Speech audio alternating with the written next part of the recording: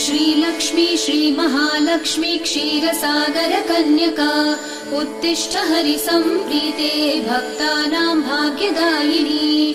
श्रीलक्ष्मी श्रीमहालक्ष्मी क्षीरसागर कन्यका उत्तिष्ठ हरिसम्प्रीते भक्तानां भाग्यदायिनी। उत्तिष्ठोत्तिष्ठ श्रीलक्ष्मी विष्णुवक्षस्थलालये उत्तिष्ठ करुणापूर्णे लोकानां शुभदायिनी। उत्तिष्ठोत्तिष्ठ श्रीलक्ष्मी विष्णुवक्षस्थलालये उत्तिष्ठ करुणापूर्णे लोकानां शुभदायिनी। श्रीपद्ममध्यवसिते वरपद्मनेत्रे श्रीपद्महस्तचिरपूजित पद्मपादे श्रीपद्मजात जननी शुभपद्मवक्त्रे श्रीलक्ष्मी भक्तवरदे तव सुप्रभातम्।